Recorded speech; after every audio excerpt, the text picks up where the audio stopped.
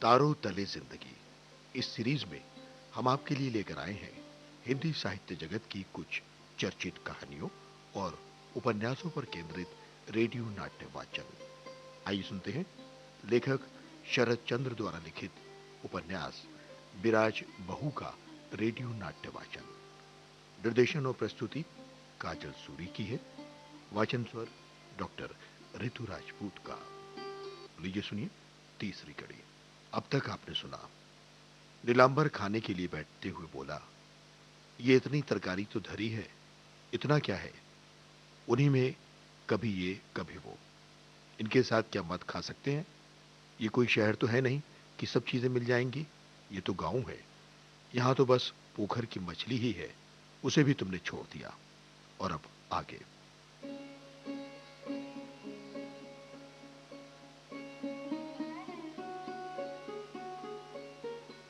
पुंटी चली गई। बिराज हवा करते करते बोली, सच कहती हूँ, इतनी छोटी अवस्था में ब्याह होना अच्छा नहीं। नीलांबर ने पूछा, अच्छा क्यों नहीं? मैं तो कहता हूँ लड़कियों का खूब छोटी उम्र में ब्याह होना अच्छा है। बिराज सिर हिलाकर बोली, नहीं, मेरी बात अलहदा है, क्योंकि मैं तुम्हारे हाथ पड़ गई थी। इसके अलावा मेरे कोई दुष्ट जेठानी या ननद भी नहीं। मैं 10 साल की उम्र में ही गृहिणी बन गई थी। किंतु मैं और भी तो 5 आदमियों के घर देखती हूँ। छोटी उम्र से जो बक-झक और मार-धाड़ शुरू हो जाती है, वो बड़े हो जाने पर अंत तक चलती रहती है। हाँ, इसीलिए तो मैं अपनी पुंटी के ब्याह का नाम भी नहीं लेती। नहीं तो अभी परसों ही राजेश्वरी तल्ला के वो जो अपने घोषाल बाबू हैं ना, के यहाँ से ब्याह की बात आई थी। सर्वांग के लिए गहने, 1000 रुपए नकद। तभी मैं कहती हूँ, नहीं, अभी 2 साल और रहने दो। नीलांबर ने मुंह उठाकर आश्चर्य से कहा, तुम क्या धन लेकर लड़की बेचोगी? बिराज बोली, क्यों ना लूंगी? अगर कोई लड़का होता तो टके देकर घर में बहू लानी पड़ती या नहीं? तुम लोगों ने क्या मुझे 300 रुपए देकर खरीदा नहीं था? देवर के ब्याह में 500 नहीं देने पड़े थे क्या? नहीं नहीं, देख लो, तुम इन सब बातों में टांग ना अड़ाओ। हाँ, हम लोगों का जो कायदा चला आया है वही करूंगी मैं। नीलांबर ने और भी अधिक चकित होकर कहा, किसने तुम्हें बताया कि हम लोगों का कायदा लड़की बेचना है? हम द्रव्य देते अवश्य हैं, किंतु अपनी लड़की के ब्याह में एक पैसा भी नहीं लेते। पुंटी का दान करूंगा? स्वामी के मुख और आंखों के भाव देखकर विराज एकाएक हंसती हुई बोली, अच्छा, वही करना। अभी तो खाओ, कोई बहाना करके उठ ना जाना। नीलांबर भी हंसते हुए बोला, क्या मैं छूकर बहाना करके उठ जाता हूँ? विराज ने कहा, नहीं, एक दिन भी नहीं। ये दोष तो तुम्हारे शत्रु पर ही लगा सकेंगे, तुम पर थोड़ी। इसके लिए मुझे कितने दिन उपवास करके काटने पड़े हैं, उसे छोटी बहू जानती है। अ, अरे ये क्या, बस खा चुके। विराज ने छल्लाकर पंखा फेंक दिया। दूध का कटोरा जोर से पकड़कर बोली, मेरा सिर ही खाओ, जो उठो। हाँ, ओ पुंठी, अरे बेटा जल्दी जा और छोटी बहू के पास से दो दो संदेश तो ले आ। नहीं नहीं, सिर हिलाने से काम नहीं चलेगा। तुम्हारा पेट नहीं भरा है। हाँ, उठ जाओगे तो मैं कहती हूँ कि भोजन नहीं करूंगी। कल रात मैंने 1 बजे तक जाकर संदेश बनाए हैं। हाँ।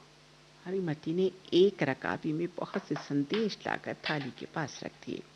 नीलांबर हंसते हुए बोला, अरे भाई, अच्छा तुम ही बताओ, इतने संदेश में इस समय खा सकता हूँ क्या?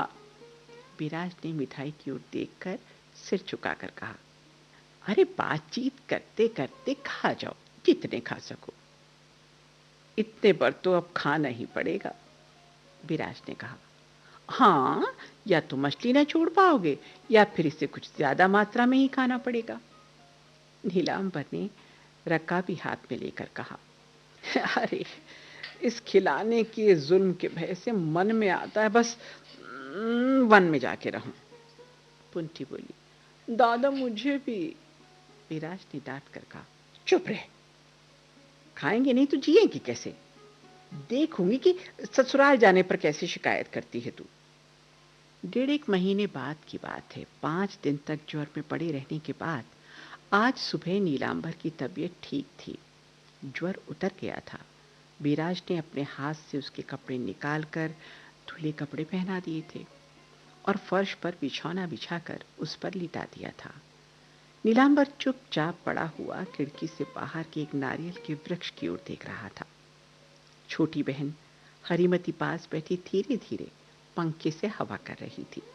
थोड़ी ही देर बाद नहा धोकर भीगे बाल पीठ पर छिटकाए और रेशमी साड़ी पहने विराज ने कमरे में प्रवेश किया। सारा कमरा मानो जैसे आलोकित हो उठा। नीलांबर ने उसकी ओर देखते हुए कहा, क्या बात है? विराज बोली, बाबा पंचानंद की पूजा की सामग्री भेजनी है। इतना कहकर सिरहाने घुटनों के बल बैठ गई और हाथ से स्वामी के माथे की गर्मी का अनुभव करते हुए बोली, नहीं ज्वर तो अब नहीं है, ठीक लगते हो। न जाने इस साल माँ के मन में क्या है। हर घर में न जाने क्या क्या कांड हो रहा है। आज सवेरे ही सुना कि हमारे मोती मॉडल के लड़के के सर्वांग में माँ का अनुग्रह हुआ है। देह में तिल रखने की भी जगह नहीं है। नीलांबर ने चिंतित होकर पूछा, मोती के किस लड़के को शीतला निकली है? बड़े लड़के को, माता शीतला। शांत हो जाओ माँ, शांत हो जाओ। हो, उनके यहाँ यही लड़का तो रोजगारी है। गए शनिवार की रात को अंतिम पहर में एकाएक नींद टूट गई और तुम्हारे शरीर पर हाथ रखकर देखा तो जैसे आग हो रहा था। डर से मेरी तो छाती का खून जम गया। उठकर बड़ी देर तक रोती रही। उसके बाद मन में कहा कि माता शीतला, यदि इन्हें अच्छा कर दो तो तुम्हारी पूजा करने के बाद ही खाऊंगी पीऊंगी, नहीं तो बिन खाए पिए उपवास करके प्राण त्याग दूंगी। कहते कहते उसके दोनों नयन गीले हो गए और 2 बूंद आंसू नीचे गिर पड़े। नीलांबर ने आश्चर्य के साथ कहा, अरे तो तुम उपवास किए हो?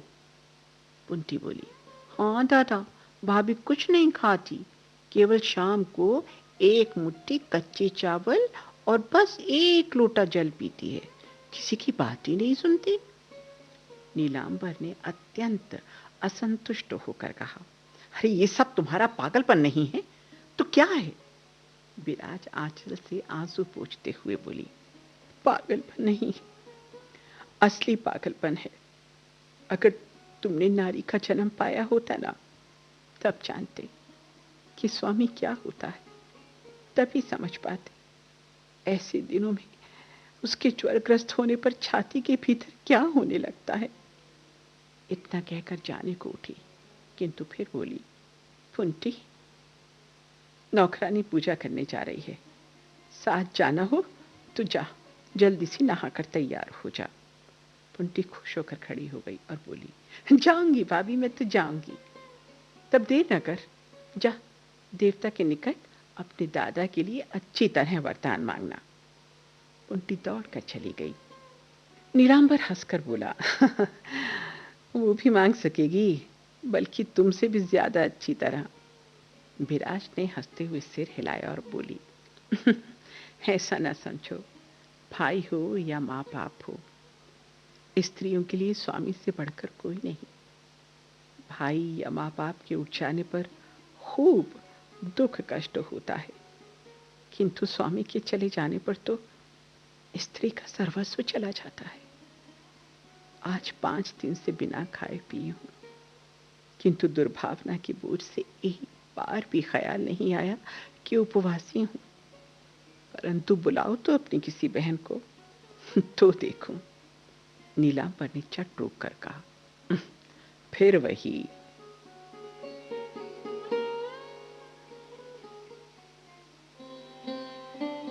तारों तले जिंदगी, इस सीरीज में अभी आप सुन रहे थे लेखक शरद चंद्र द्वारा लिखित उपन्यास विराज बहू का रेडियो नाट्य वाचन।